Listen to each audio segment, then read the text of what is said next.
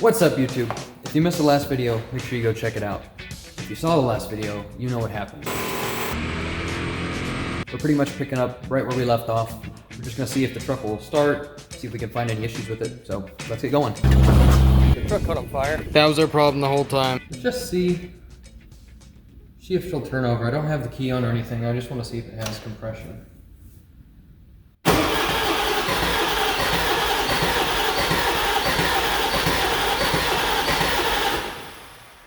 It's got a bit of a skip, but to be honest, it's always had that. It might actually start back up. We can, however, try giving her some sort of ether. It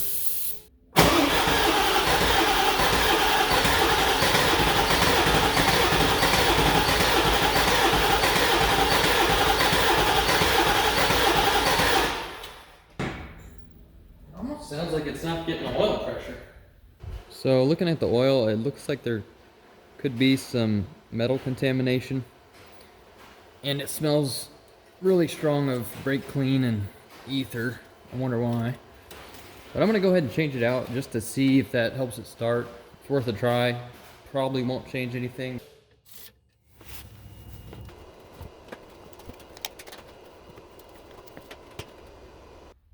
U1027, engine RPM data invalid. I wonder what could cause that. Alright, we're gonna see what she's calling for with oil pressure, because I'm wondering if it's just not getting enough ICP to fire.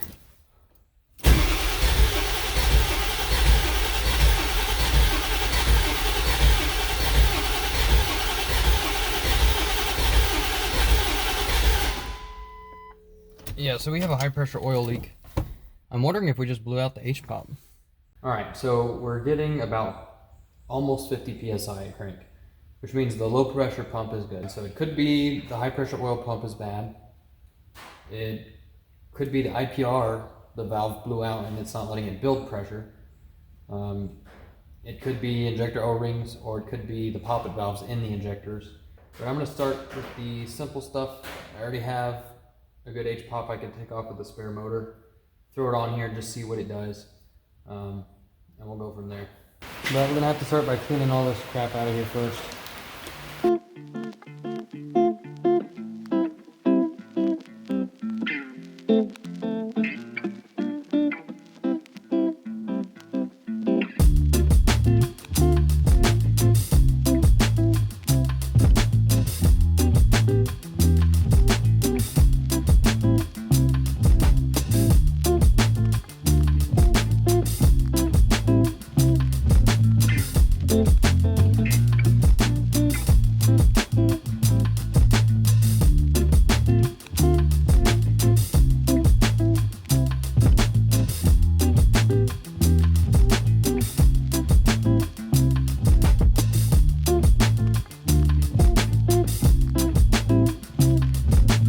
Now you can buy the Ford official tool for the H-pop lines to remove them, or you can just buy one of these cheap trim removal tools off Amazon, notch it out a little bit so that it fits. Works great for removing these lines. I absolutely love these vacuum plug kits, because anytime you're working on stuff that's open and you don't want to get dust in there, slide one of these on, you don't have to worry about it.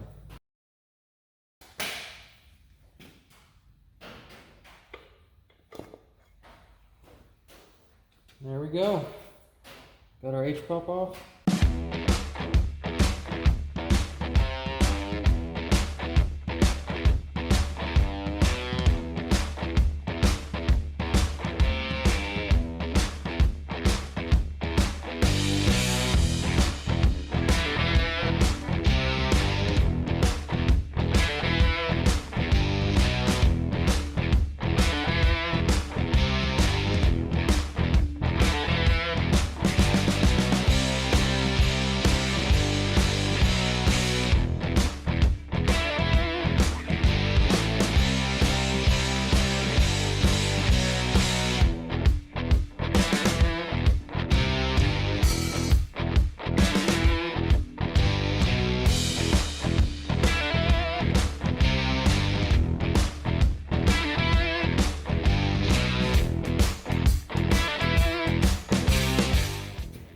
right, now it's time to see if she'll start up. The system will have to prime out, of course.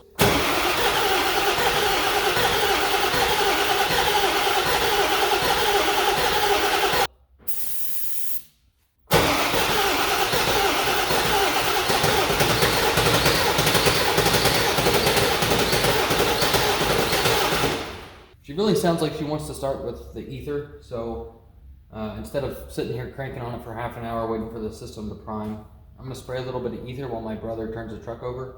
We'll see if that helps her get started up.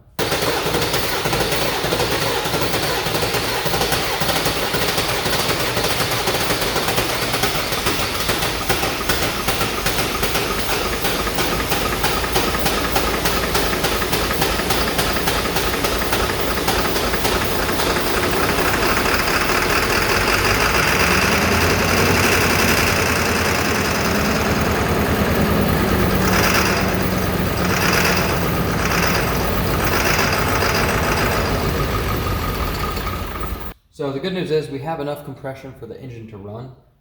The bad news is it's still not building oil pressure enough to fire the injectors. So I'm going to go ahead and pull them out and swap them out with a known good set, and we'll see what that does.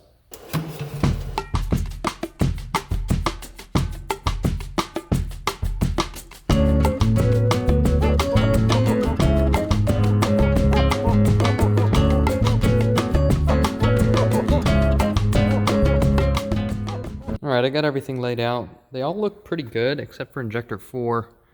The tip of it is pretty messed up. For reference, that's what a good one should look like. Alright, got them swapped out for a good set of injectors. I'm going to go ahead and replace the O-rings and then we'll put them in the truck.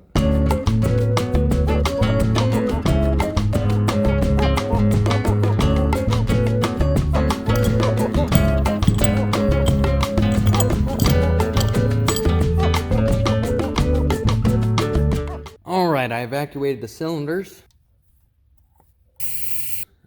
Got the injectors installed, guten tight.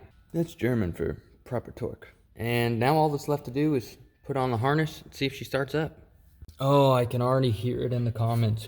Yeah, once you put the AE injector in the number 2 injector spot, that goes in the number 8 injector spot. I know. These are reman injectors. And guess what? They're all AD code, okay? So chill out. Alright, everything's plugged back in. I'm going to leave the valve covers off just for a test run so we can see if there's any problems. Oh, that's not good. After a little bit of investigation, I think I found the cause of our problem. Alright, got the starter tightened up. Let's see what she does. Alright, I've got the key on. I'm going to one-hand this ether can and turn it over.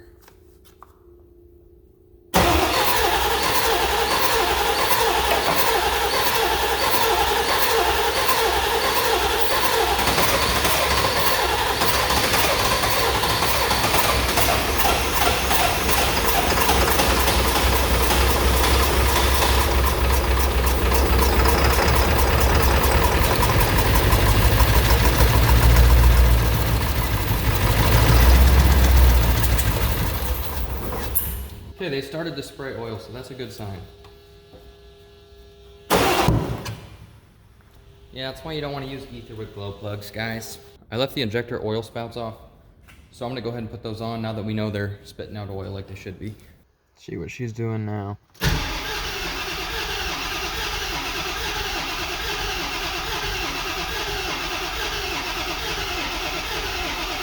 6.5 hours later. All right, it's the next day. I was thinking about it, and everything that we've replaced so far should have resolved this issue. So I'm guessing maybe the IPR valve out of that donor pump was bad. So I'm gonna swap it out and see what happens.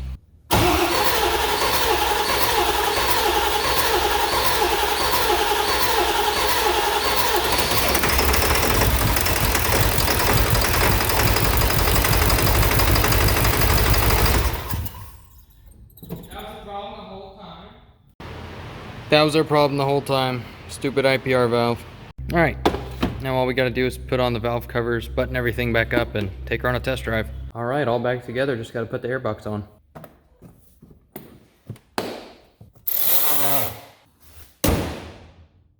Please like and subscribe.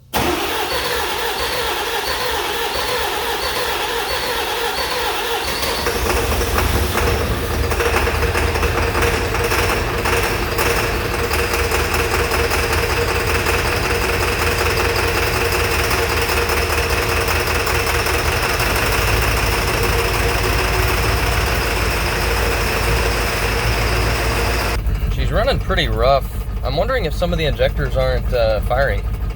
We can run a test. All right, let's run this test. 1, 2, 3, 4, 5, 6, 7. Okay, so they're all firing.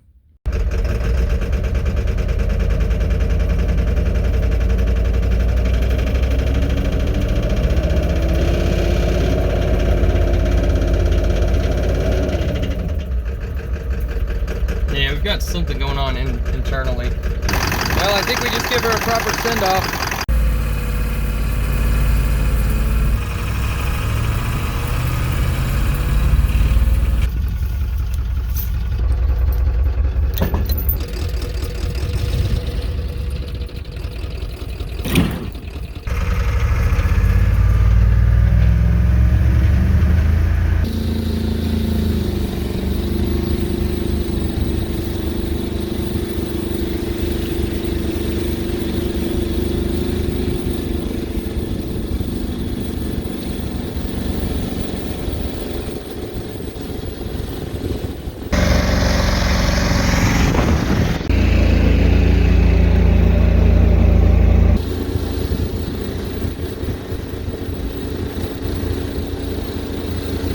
Five minutes later.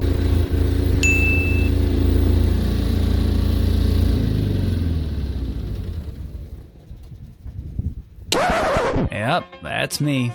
You're probably wondering how I ended up in this situation.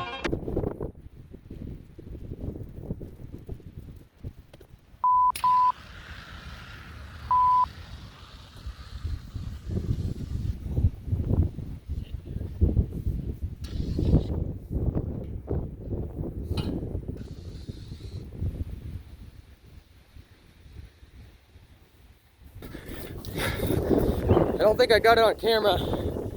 She caught on fire. So,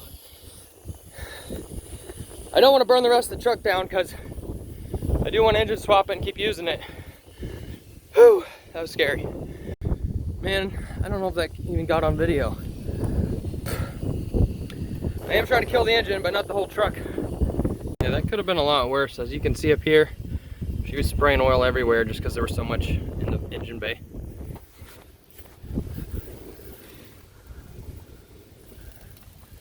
Looks like our wires just started to melt. Hopefully we got it soon enough that everything's salvageable and she can drive out of here at least. Doesn't look terrible really. Normally I always keep a fire extinguisher in the truck, but since this one's been out of service, I had to run over there to the tan truck and get it out of that one. So that could have been bad, but thankfully I got back quick enough that it didn't take the whole truck. Well, now we have an entirely different predicament. She's to the axle and chain is super tight. It's down there like the tank's almost on the ground. The real question is, will she start up after all that? Let's see.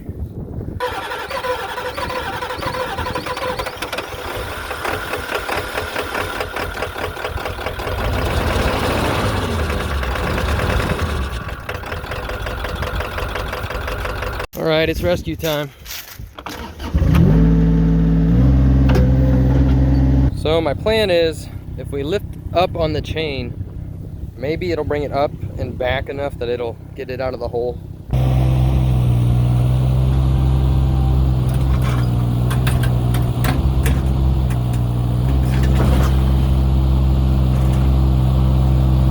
Well, it worked a little too good. Rallied it into the side of the loader. I think everything's okay. But yeah, check out these ruts though. Sheesh. Well, when you get in a situation like this, the best thing to do sometimes is just jack off.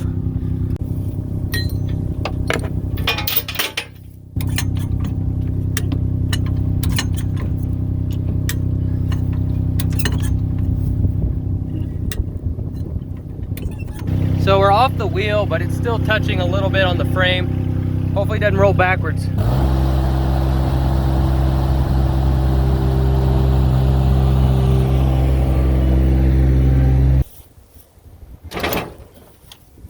So hopefully if I do like a 15-point turn here, we can avoid the ruts.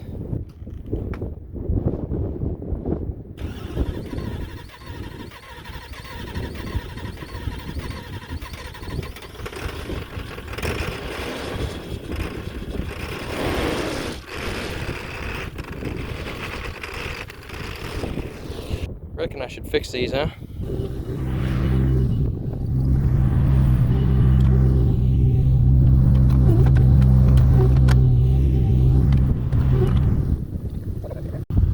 Good enough. If you're brand new here, you may not know why we're doing this. This truck already had issues with the engine. It had a blown head gasket. It had low compression in cylinder 4. I think now it's got low compression in at least 3 or 4 more. Anyways, the whole point and purpose of this series was just to see what a 7.3 that's already on its last leg can handle. I could do more tests. Again, I don't want to burn the truck down because I'm trying to use it. So, you know, I'm down for doing more tests. And I also have a final test planned that we can do even after the engine is blown apart.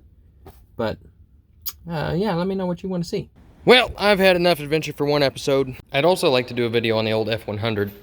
It's got a 394 valve in it. Should we start her up? Let out some bald eagles? I think we got to do it.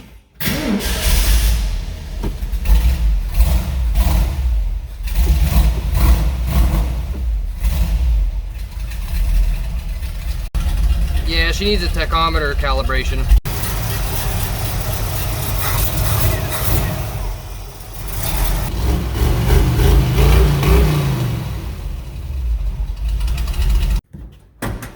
Oh, I'm horny. I also got to get this 4BT Cummins running. Yeah, so guess you could say there's a lot of videos coming down the pipeline.